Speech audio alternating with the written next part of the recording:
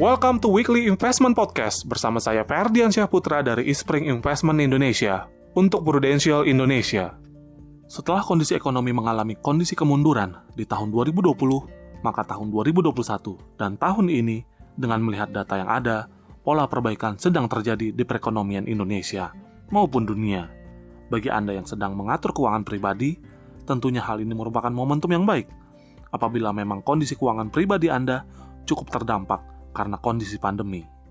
Dalam mengatur kembali pengaturan keuangan pribadi yang terdampak pandemi, ada beberapa bagian penting yang sebaiknya menjadi perhatian terlebih dahulu, yaitu yang pertama, cek posisi utang. Apabila selama pandemi beberapa waktu belakangan ini kondisi keuangan cukup terdampak dengan meningkatnya utang, maka ada baiknya seseorang mulai fokus untuk menyelesaikan utang yang timbul dalam beberapa waktu belakangan dan menyusun rencana untuk segera melunasinya agar tidak membebani kondisi keuangan ke depannya. Yang kedua, mengatur ulang cash flow. Saat kondisi ekonomi secara umum mengalami penurunan, kemungkinan besar cash flow pribadi akan turut terdampak, dan penyesuaian cash flow pun harus dilakukan di beberapa pos pengeluaran ataupun pemasukan.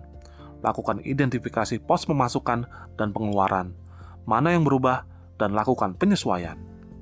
Yang ketiga, cek kondisi dana darurat. Mungkin ada beberapa dari kita yang ternyata harus memakai dana darurat untuk memenuhi kebutuhan hidup saat krisis keuangan terjadi.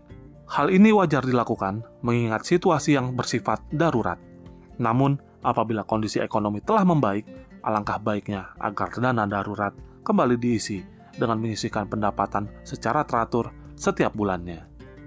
Demikian Weekly Investment Podcast mengenai beberapa hal yang perlu diperhatikan ketika ekonomi telah membaik. Semoga bermanfaat dan salam investasi.